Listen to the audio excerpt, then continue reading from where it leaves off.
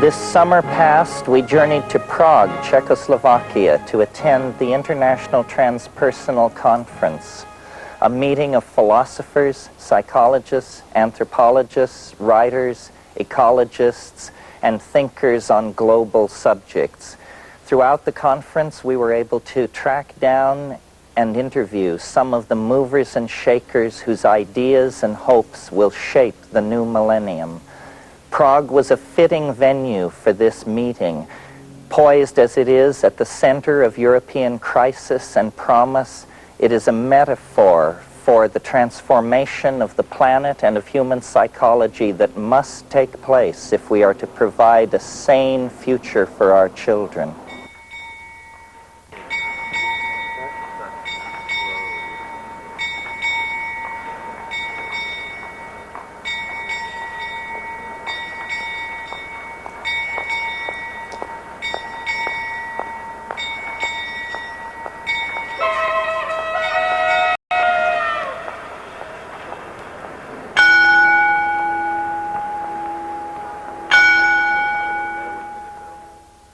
I'm standing in the center of one of Central Europe's most beautiful and mysterious cities. This is Prague, Czechoslovakia, and I'm Terence McKenna.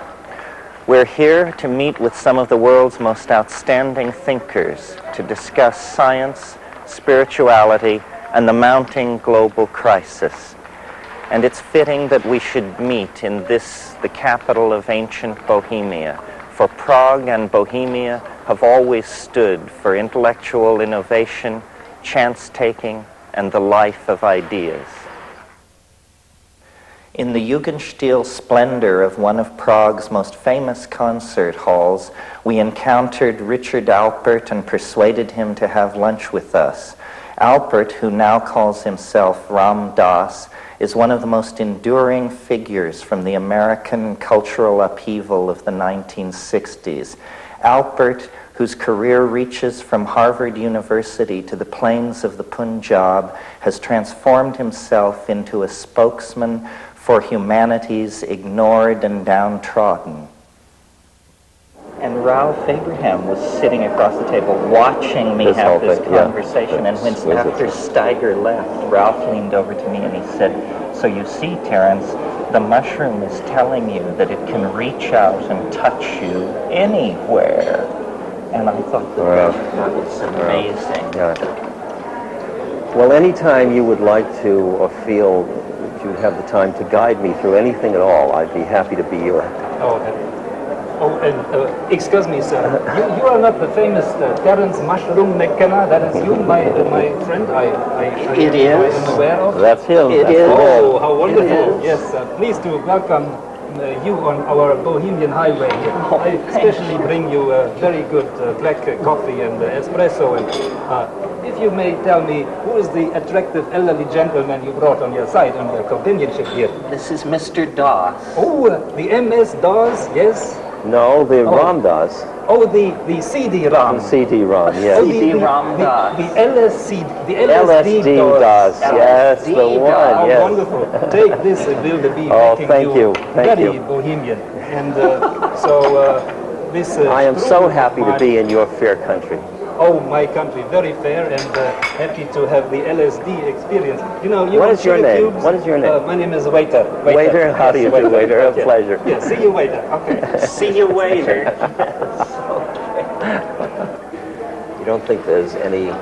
It would needs the external form of the mushroom. It would never have happened for me. I only argue from my own experience. Yeah, but you and I were both so thick in crap when it had, that's why we needed it. Well, but there are a few others out there. We didn't corner the market on being thick in crap. Yeah, but I'm talking about somebody like a Ramana Maharshi or somebody like that. Oh, well, these people... I mean, there are people...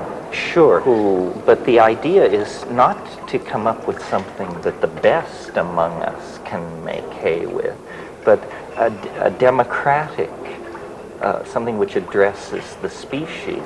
The thing that seemed to me so important about the psychedelic experience was that it happened to me.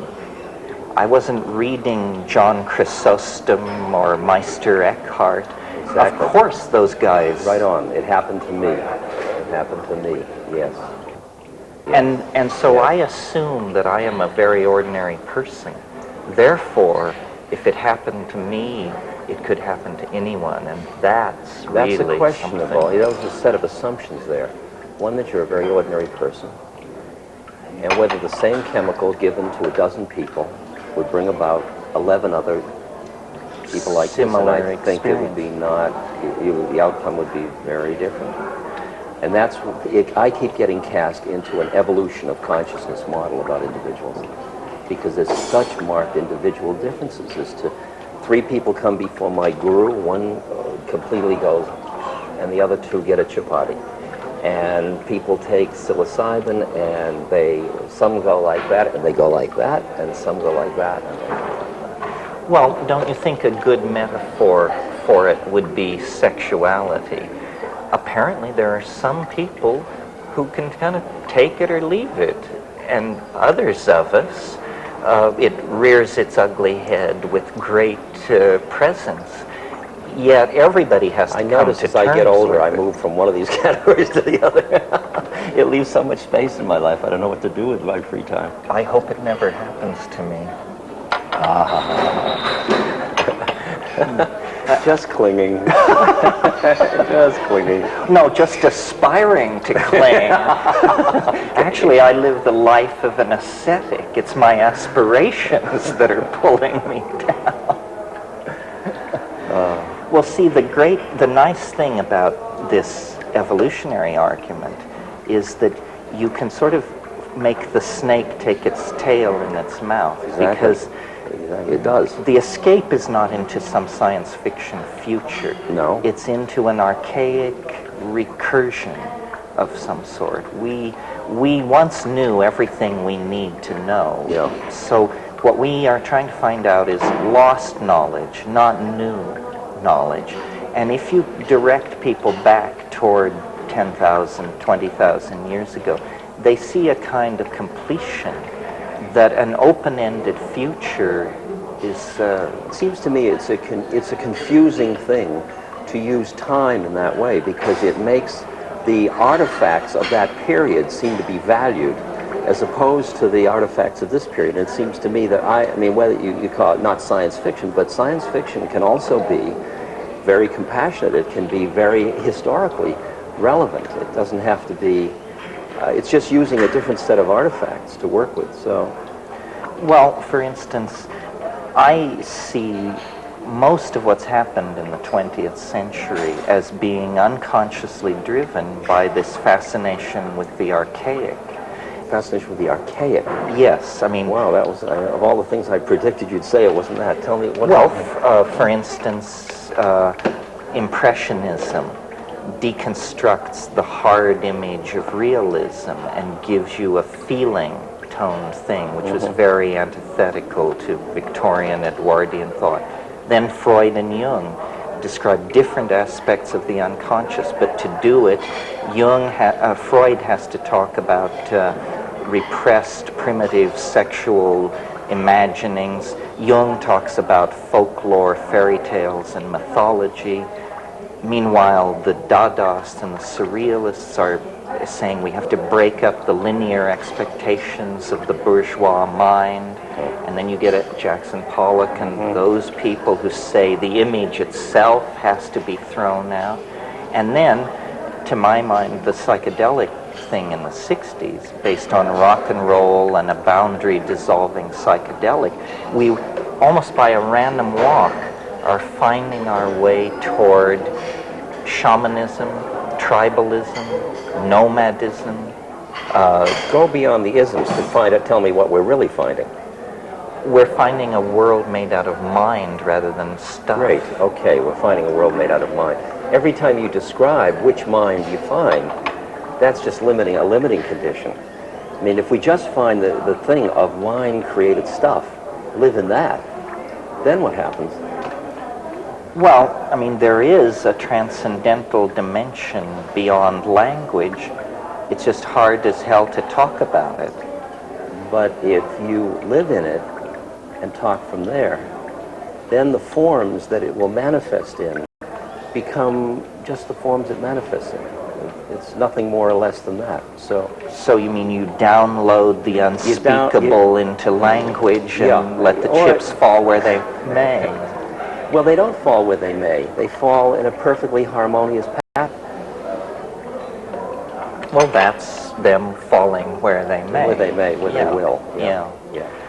Well, so what I'm hearing from you is you have a very strong sense of the pattern, strong enough that your necessarily limited personal viewpoint doesn't tend to get in the way. You can always push the reset to hope button, and then you hope, almost on principle.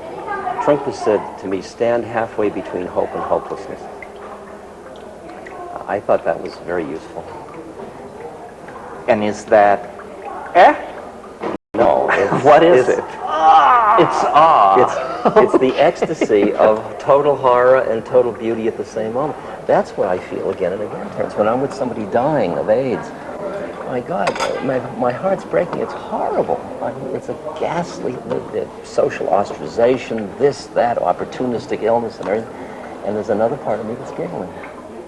And I can hardly handle the multifrenia of it all, in the sense of the perfection of it all, and the beauty of the moment, and the horrible shit of it, you know? Well, it all is spun together.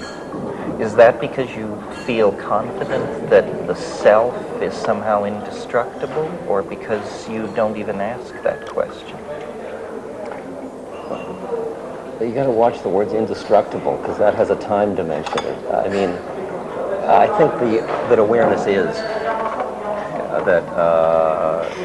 But for example, do you think this is the stage upon which all acts are performed, or that we move No, up this is and one of the down stages. many levels? Oh, probably infinite number. Because I just look into two minds and I see two different ones. And those are all on just this one. No, I feel like I have this friend Emmanuel, you know, this spook that has no body. And Emmanuel's two lines to me were, death is absolutely safe, first thing. That's a very profound statement. And the next thing he said, it was like taking off a tight shoe. And then I said to him, Emmanuel, what am I doing here? Who made this error? What am I doing on this plane? He said, you're in school, why don't you try taking the curriculum? And the curriculum is? Life. Any life? It means the exploration of the clinging of mind within the world of projected form. So the exploring life. It's the exploring life with it's purposive in the sense of returning back into the Garden of Eden. It's a return. There is a return metaphor underlying all of it. And I'm sure you're asked this all the time, so am I. Maybe we give different answers. Do you think that this can be done without psychedelics fast enough to have an impact on the global situation?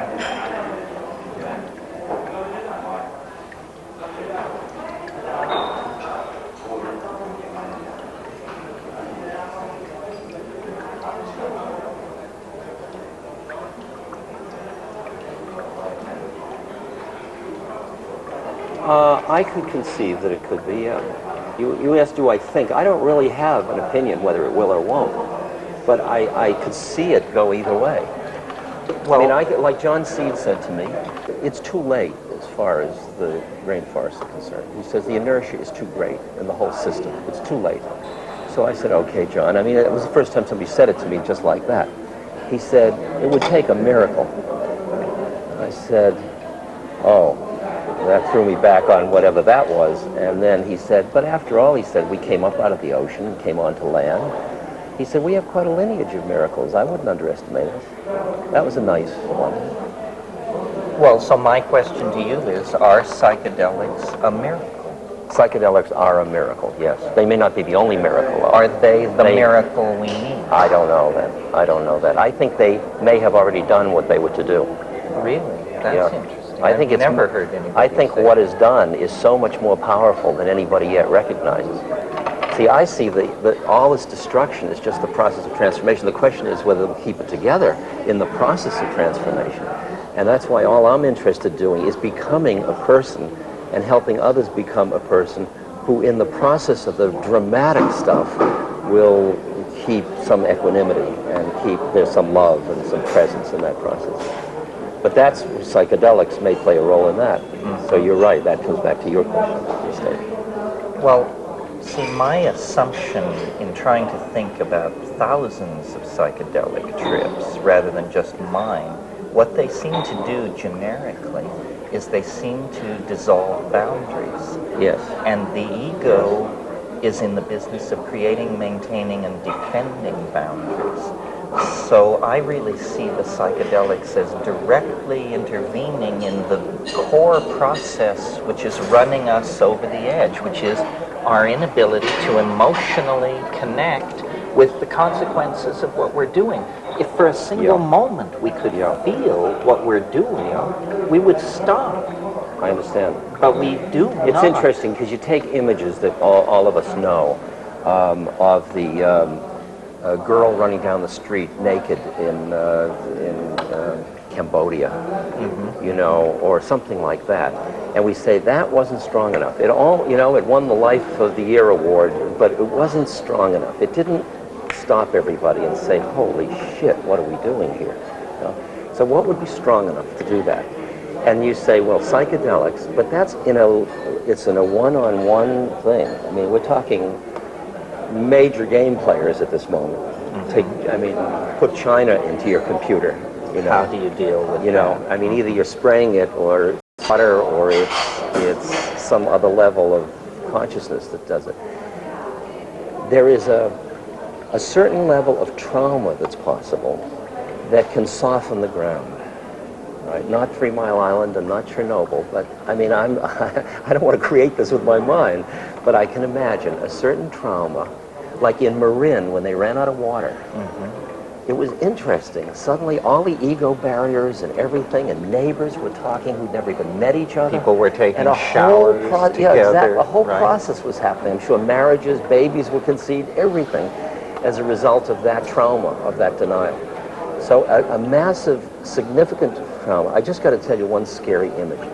There's a saint in India who lived up to about 1930, I think, or so. And one of his devotees said to me, one night he was sort of looking off in the distance, and he said, there'll come a time, he said, when you'll walk 5 miles, and he said, you'll sight the light from a fire of another person, and you'll be so happy to know another person exists. Quite a prediction. Isn't that quite a prediction? You know, it's in there. It's just in there somewhere, you know. Interesting.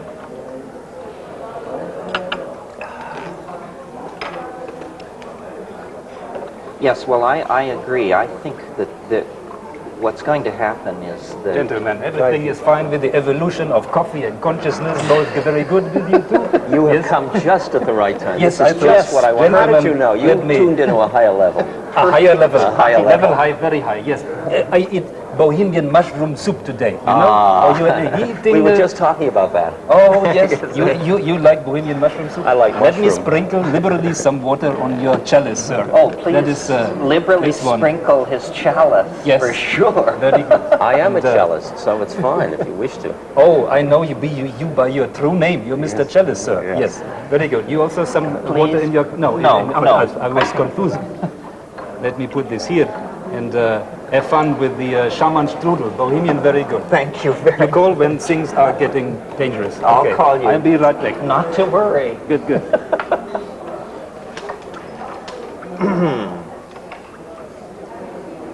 Can I ask you a personal question? You can ask me anything you'd like, Terence. It's not a personal question to you, it's a personal question from me. How do you like having the projection of special identity constantly laid on you? It's a sadhana. It's my practice. That's a good answer. Although you didn't say how you liked it.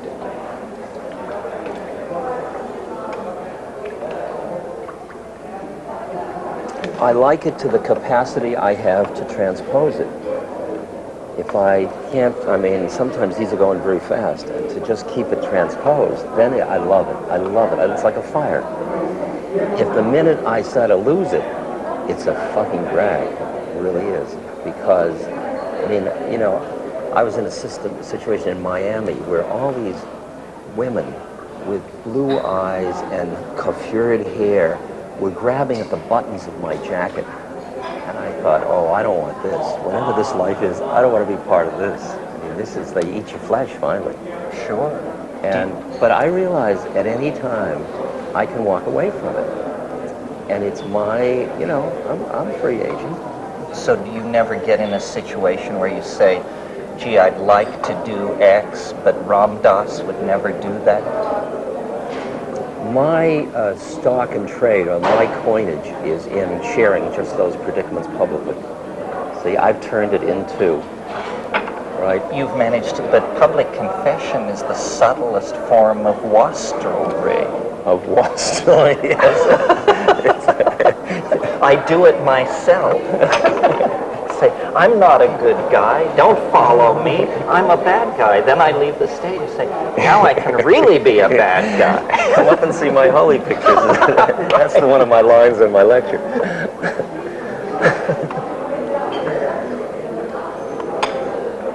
I'll tell you, I only see the stuff that would disturb me is inside myself. It has nothing to do with out there. Out there is just being what it is, and I'm responding with my own stuff. And if my stuff is my enemy, it's going to get too much for me. And if it isn't, you know, depends on how much I can consume it, joyfully participate in it, passionately, all of it. Well, you've sort of achieved a unique synthesis. I mean, you're almost a secular holy man, because I don't care much about what you believe or who you light candles to. Basically, I think I heard you describe yourself once as a kind man. And you've gotten incredible mileage out of that because there are so few. It's far out. Right? Yeah. Yeah. I mean, this is... Well, when you talked about coming back into the boundarylessness, to me, that's the whole quality of compassion. It has that boundarylessness to it. It's that your suffering is my suffering, and your joy is my suffering, and you are me, and here we are. And if you hurt, I'm responding to your hurt, not because I'm a good guy and you're needful, just because this is suffering, and this is the response to suffering, and we're both part of the same thing. And that's the way I like to play it from.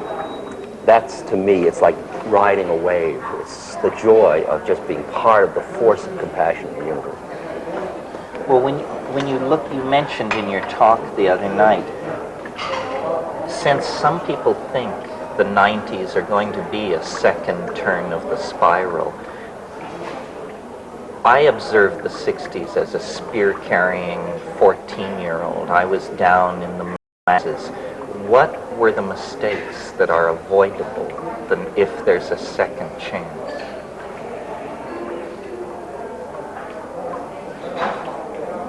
They're inevitably going to be avoided. The first mistake was idealism. The first mistake, and the mistake was thinking that because you had seen it, you could just go like that and everybody else would see it. And you could just say, it's all love, and then everybody would love. I mean, it was a naivete. It was naivete. It was not working on ourselves deeply enough to be without the clinging of mind that made us try to use it. It was our lurking righteousness that got in our way. Can you make a revolution, though, without an inner righteousness? That's the far-out question of where would the action come from? And there's this line in Buddhism that says, out of emptiness arises compassion. And what I experience is that there is a way in which I can sit down in front of a truck or feed a person or go make love or go surf, and there is an appropriateness in every one of those acts. And for me to hear that, I've really got to shut up. And my work is to keep shutting up, to hear which one it is. And if it is a revolution, so be it. Mm-hmm. So be it. You know the story of the monk and the army general? You know, and the army general's disemboweling all the monks? And his reputation has spread far and wide as a cruel, cruel man. And he comes into this village and he says to his adjutant, tell me what's happening. And the adjutant said, all the people are frightened, they're bowing down to you. All the monks in the monastery have fled to the hills but one monk. And the general was outraged about this one monk.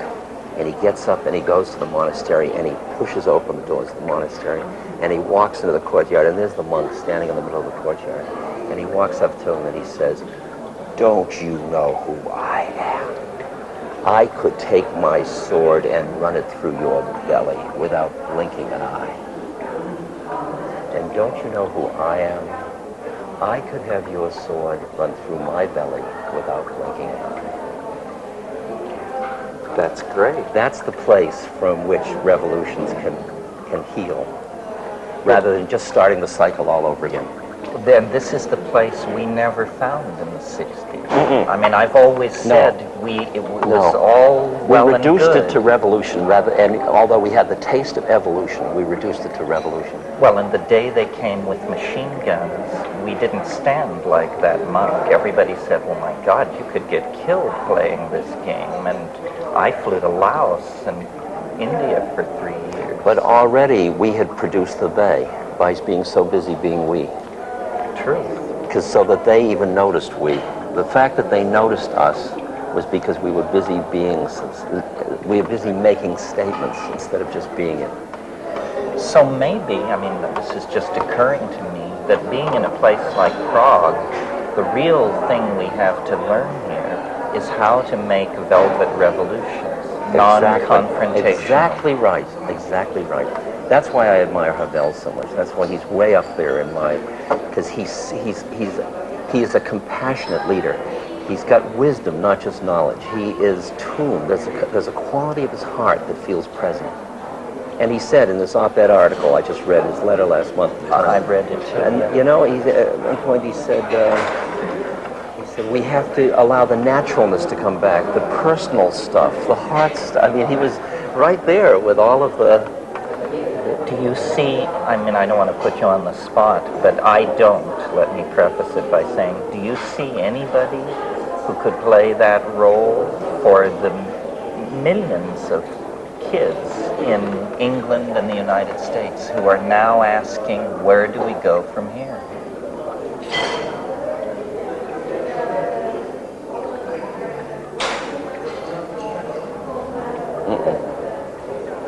No. Is that good or bad? I guess the situation hasn't demanded the emergence of that being it. Of those kinds of Because it can't be anybody that comes forward and says, I'm it. Oh no, it has to be someone who the people But the say situation you're can it. demand the formation. I mean, you watch, does the man make the time or the time make the man? You know, and you can feel how what took a certain person 20 years, like to ride a bicycle, somebody later on can ride a bicycle like that because the whole culture rides bicycles. There's some process where the situation emerges where the person has to come forward or they're just forced out. I mean, I go and I look at all the senators that are running for this or that, and I go to breakfast with them and I listen and I tune. And Jerry Brown I hung out with and I said, you know, he's got interesting ideas, but as his heart, my God, he's got work to do. This poor guy, he's suffering so much. And I love him and I want those ideas out, but I want him to work on himself, you know, and so I don't do see you anybody really else. care in terms of political terms whether Jerry Brown makes himself palatable to an electorate? I care because I work with the Mayan widows in Guatemala, and I feel like I'm representing them, and our government, our administration's policies are killing them and their children and their husbands. And some way I've got to play my part as a member of a society that is imposing so much suffering on so many people. I can't just walk away and say, oh, I'm helping the nice Mayans. I've also got to realize I'm an American citizen that's hurting the Mayans, and I've got to play both games to change one way and to do the other thing. So there's a kind of, not to go egghead here, but a kind of coincidentia positorum, because on one level what you're saying is, it's all right, don't worry. And on another level, you clearly are involved in a search for defining your role, where you would do some good. Optimum judo move. optimum judo Judo move. move. So it isn't Awaken enough the to just compassion of say the system. the system will take care of itself. But I am part of the system that is taking care of itself. So it's a whether sense I'm of standing acting inside of it. without acting through self. It's being not identified with the actor and not being identified with the fruits of the action. That's, I mean, to me, one of my basic texts is the Bhagavad Gita, and those are the two injunctions. Mm-hmm. And I really hear those. And they're very weird, how you do an act when you're not identified with being the actor and you're not attached to the fruits. I mean, I lead this funny, continuous paradox that suffering stinks and suffering's grace. And I live with both of those all the time. Well, I think most people do, don't you I think most people have taken a position. Oh, that suffering is bad, they hate it, they want to keep it or away that from it's grace, and it's, lovely.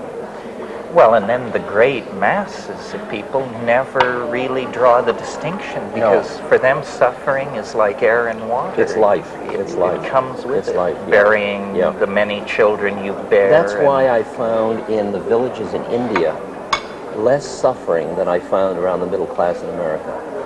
Certainly less whining. Well, less preoccupation with what they don't have. Well, they have a philosophy of reincarnation that must sustain them. There is something else that's feeding them. Where we have a philosophy of, if you don't get it now, No, you you're never never gonna get will. Exactly. We threw out in the councils of Nicaea, Trent, and Constantinople just the thing that would have healed, but we did it so that the church could have power over. Well, I think it was Friedrich Nietzsche who said there was only one Christian and they crucified him. Yes, exactly. Oh, God, that's so good. That's such a good line.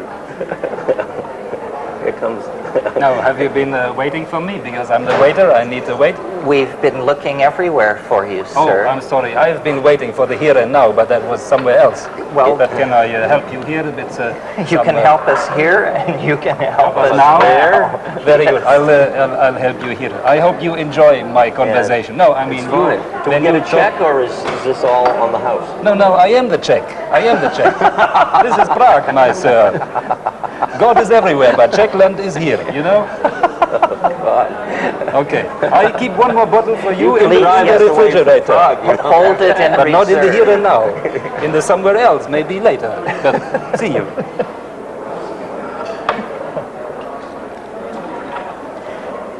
Well, I was asking you, what did we do wrong in the 60s? Yeah, okay. One thing that has occurred to me, and I certainly felt it with my friends, was we assumed it would go on forever. We had no notion of window of opportunity. Yes. We just thought we'd blown the doors off the hinges and they would never be put back on. Yeah. To me, the most amazing transformation in my lifetime is not the revolution of the 60s, but the counter-revolution of the 70s, where they managed to put the cuckoo clock back together again, even though we'd kicked it all Did they over or didn't they? That's what I'm... see, you keep thinking there was that opportunity and it closed, and I think it happened then. And all of the 70s and 80s and all that was this kind of reverberation to this process.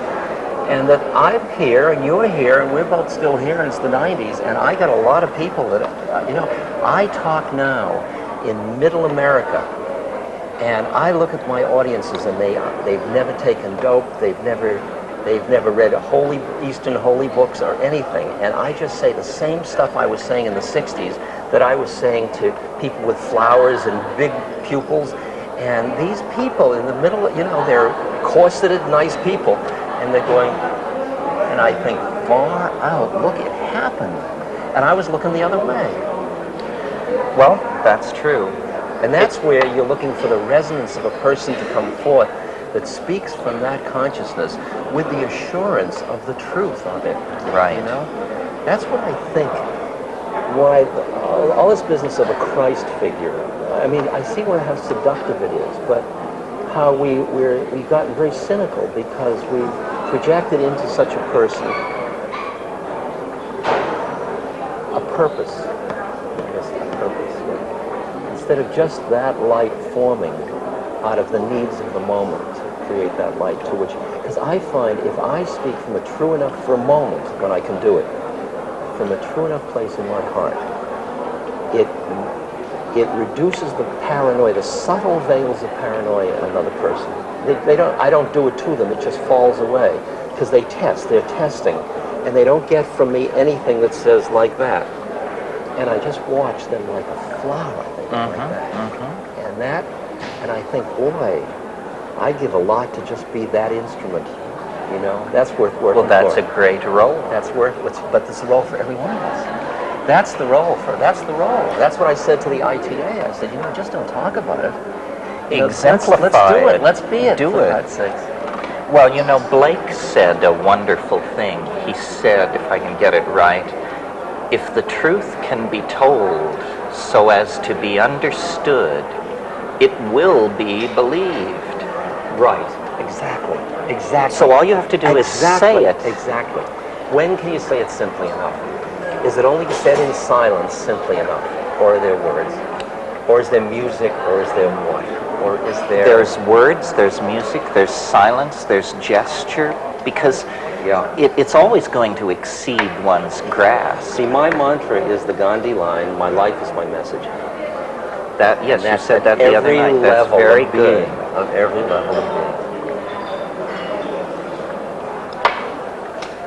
I think I'm at a little lower level because I'm very aware that I have to struggle to have to say my life is my message. I would almost rather say my message is my message. Please don't look at my life because I'm a fallible human being and I'm constantly fucking up. But you see how that weakens your message. You see how that quality means that the message doesn't come from the root, the central. There's a way in which it waffles. True. And that's the thing. I really can't. Once I saw the possibility of that, I said, why waffle? What is worth holding on to that's worth waffling about? Well, I once said to Leo Zeff, I'm sure you knew Leo, I said to him in a meeting, I said, Leo, you're finished, you're completed, you're baked. Me, I'm half-baked. And I hope that the rest of my life will finish the baking process. You're not half-baked. That's what's interesting. I mean, when you and I talk, you and I hear each other perfectly. Truth. And so where are we hearing each other from? I mean, then we each play our game the way we play our game, you know, and you can play your game saying I'm half-baked. That's your strategy if you choose. It's a mercurial strategy. Yes, I understand it as such. Here's to Mercurius.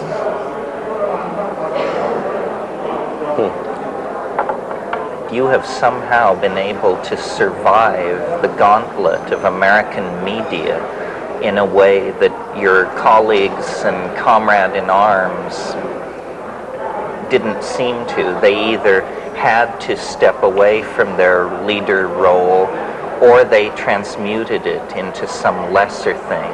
So now Allen Ginsberg is poet laureate, Tim Leary is, keeps the club scene in Los Angeles interesting. Yes. But you, in a sense, never backed down, never retooled. You were also not first among equals back in the original thing. But when all is said and done, I was always the second.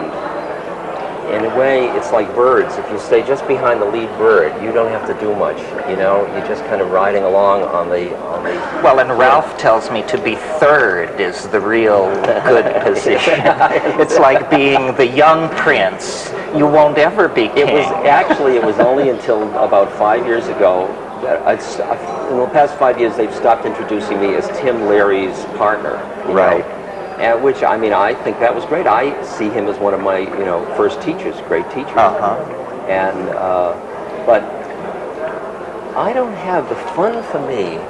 Terence says, I have no model of myself. I mean, I don't know who I am. I don't know whether I'm an anachronism from the 60s or I'm just about to happen. A prophet to be. Yes, I have no idea. And I don't care. That's what I saw. Because either of them, all the things you get in either way are a drag and they're beautiful, equally. No, well, I think you're a prophet to be. I think we all are. That, we all are, yes. As Bilbo Baggins once said, the greatest adventure still lies ahead. I believe that. Yeah, I'll believe that too. when they lower my box. I'll believe I it. do too. Exactly. Good. Exactly. Well, thanks for coming by. I'm sure you had many, many demands on you. Thank you. It was a pleasure. Good. I was afraid of you up until now. Now I'm delighted to be with you. Don't be afraid of me. The people who are afraid of me don't know me, or they No. know me better than I you know. ever will. Angela Sarian is an anthropologist and workshop leader from California who brings the unique perspective of her Basque ancestors to the formulation of a new discipline which I would call neo-shamanic anthropology. So there you have it, as the king said to Mozart. Yes. Yes, as the caterpillar on top of the mushroom said, "Who are you?" Well, so I looked over your newsletter, and it looks like sort of a neo-shamanism is the category that you are now defining in your public talks. Is that right? Yeah, I'm doing a lot of that, but mostly universals, what we all have in common, finding those basic roots, which then take us back to indigenous cultures. Archetypes? Archetypes. Uh-huh. Especially the archetype of the warrior and the healer and the teacher and the visionary. Those are the four that the shamanic or indigenous cultures really focus upon. Well, so you're genuinely in the mainstream of the archaic revival. Never thought about it that way, Terence.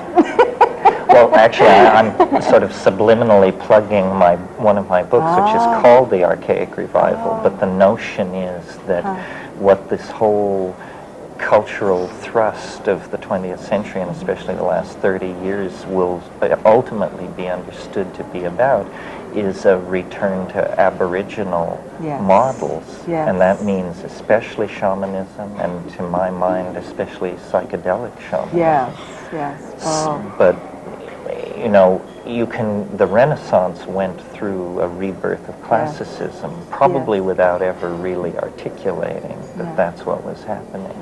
But I think this shamanic or Aboriginal ecological feminine partnership impulse is now pretty explicit. So that's what I meant. Yeah. Well, I think that I love the title, like Archaic Revival, because at the same time what's coming up is everyone talking about a new world order.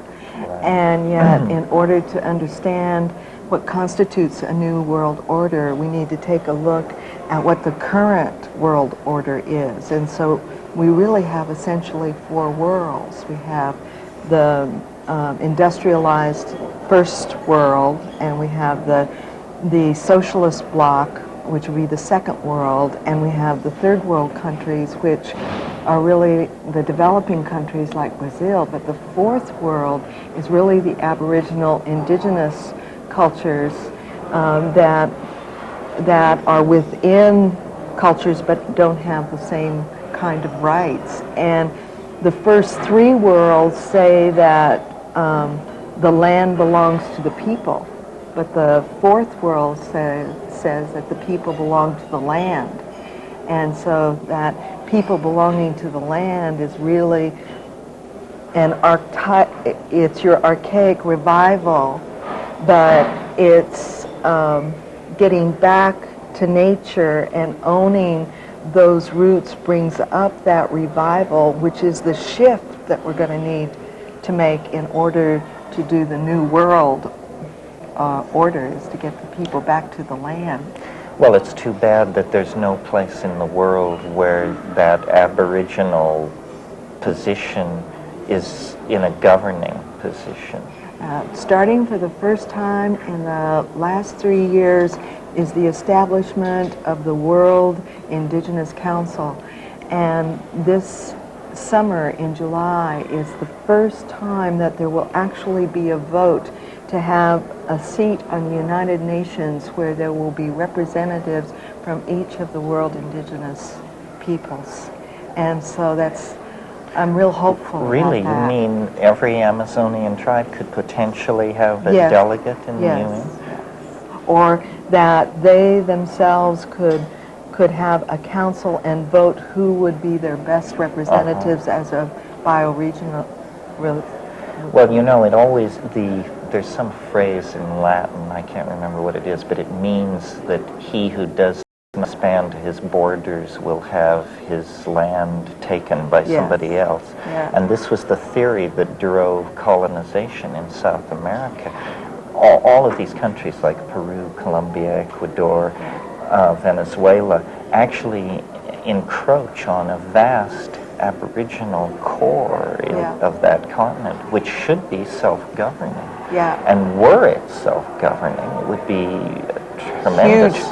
Huge force. Yeah. It's amazing that I really think that for the last 20 years there's been this whole east-west bridging, but we're really starting in the last 5 years to this north-south kind of bridging, and I really feel that that the Latin American countries, which there are 12, plus the indigenous force countries, that the northern force would be Europe, Russia, Canada, but the whole southern force is like Africa, Asia, and the Latin American countries. And so that whole force and those two forces really coming So together. even though you're a spiritual teacher, you talk global politics like a State Department second string. I do.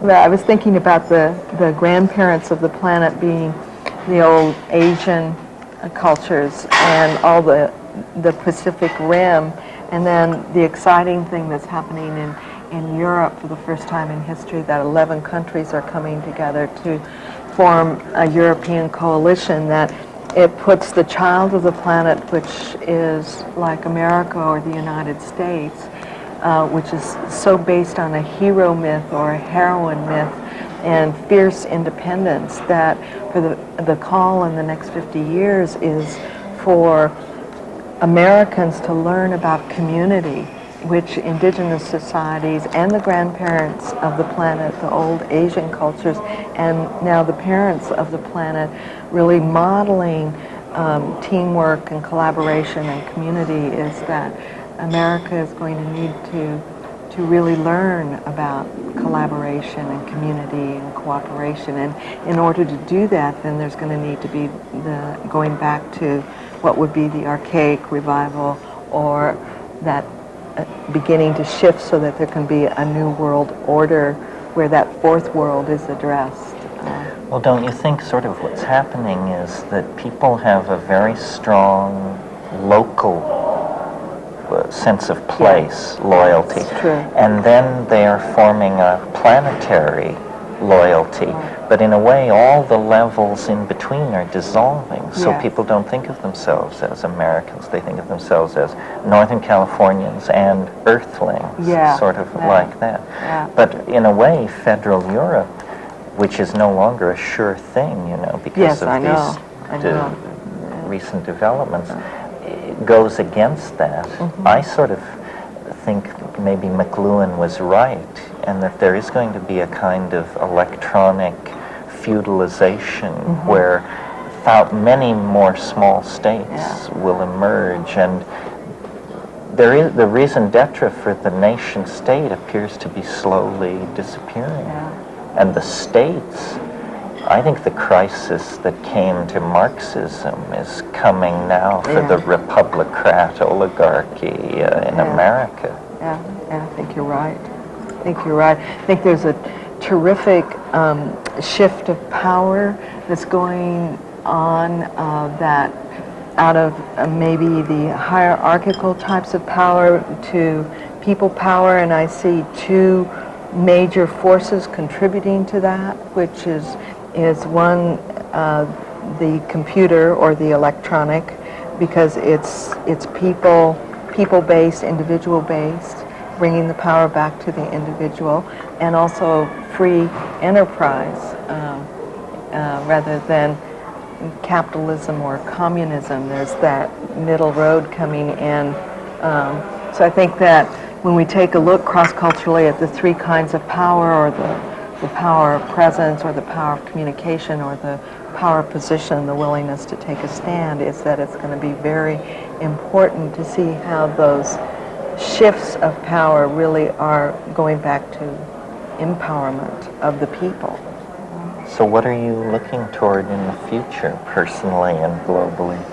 I've been doing a lot with taking a look at what's found that's similar in all art globally, because I feel that what humanity consistently creates in art is really reinforcing deep spiritual processes. And so what I've found is that there are 5 shapes that are found consistently in all art globally. And one is the circle, and the other is the cross, like the plus sign, the equidistant cross, and the triangle, and the square, and the spiral. And and you can see them all here in Prague. Everywhere you look, I mean, and all the decor are those shapes repeated over and over and over again. So I began to look cross-culturally to see if cultures attributed the same meaning to those shapes, and found that 92% of all the cultures attribute the same meaning to the circle, which is the process of individuation, or to the cross, relatedness, and interconnection and interface, and the square, stability and foundation setting, and So does this imply a genetic syntax of form or something like that? I think that it's part of the archaic revival, in that there would be a deeply cellular imprinting of some kind. Well, that's what I mean by genetic. Yeah, I really do. Or the triangle being the visionary or searching, seeking, questing process, or the planning, dreaming process, and the spiral being the need for variety, or the need for change, or growth and evolution. So it's been really wonderful. It's part of a new book that's coming out called Signs of Life, and showing how those images come up in all of the continents and are also found in literature, poetry, and put all that together in one place. So do you spend much time thinking about the future? I do. What's your take on? I think that it's exciting for me to think that we're being called in the next 50 years to our own creative fire, that we all have salvation myths and we all have doomsday myths, but there's a whole body of myths in mythology that have been totally overlooked that I think we're being called to, which are creation myths. And what are the creation myths but stories about how to build new worlds internally and externally? And I think that for 2,000 years we've done the polarity dance, and we're moving into a both-and world rather than an either-or world. And I'm excited about the future, that if we can really move into the wisdom of the planet kingdom, and if we can move into the deep wisdom of nature as a mirror of our own nature, that and remember our creative fire, I think it will be a wonderful time in history. I'm so glad I was born at the time I was born, to be a part of this evolutionary renaissance. How do you see it happening? I mean, do you see a breakthrough with technology, or an abandonment of technology? Do you see pharmacological engineering? Do you see new religions? Do you see... In other words, it's easy to hope, but very hard to get the details in focus. Yeah, I think that what I see is that there'll be both the bridging of the natural and the technological. So a more cellular technology, a Yes. more organic Yeah, infrastructure. for sure. And I think that computers are here to teach us about those organic structures. I think that quite we're so. learning different kinds of systems to really see what are the inherent systems within nature and within our own nature. So to the degree that we can mirror nature, we can re-spiritualize, re-humanize technology and interpersonal relations. Yeah, which will Yeah, be well, wonderful. I come right down the line on that. Yeah, I mean, that sounds, yeah. and to me, psychedelics are just simply the best catalyst, but anything which works should be pushed to the that, limit. yeah, absolutely, absolutely. And I don't know, I was just thinking that somehow we've got to think about possibilities. I was thinking about in the Rosicrucian era, which is very close here to Prague, is that they would often say you can count the seeds in an apple, but you can't count the apples in a seed. And I think we're moving in that era where we really, That's good. think of the possibilities and the seeds that we have been planting, or the fact that computers are teaching us about instant feedback or instant response and acknowledgement, and that the power of acknowledgement and feedback to allow organisms to grow. And that's why children are, in many ways, know that instinctively, that they're mesmerized by, that they can get a yes or no or go back or fatal error or whatever it might be. Well, it's a kind of explicit hardwiring of our own unconscious. Yeah. No more do we create cultural artifacts that are simply our furniture, but now our thoughts, Yes. our values are Yeah. embodied in this stuff. Yeah, it's very exciting. It's very exciting. Yeah, it's it really very is. exciting. I envision a future world where people are nomadic, aboriginal, Yes. physically perfect, living basically naked. But if you were inside one of these people's minds, you would see that when they close their eyes, there are menus hanging in space. That the culture has been shrunk down to something rather like a contact lens, which is in the forefront of their eyelid, and they look into culture by closing their eyes. And when they open their eyes, nature in her radiance is all around. Yeah, absolutely. Well, it's great talking to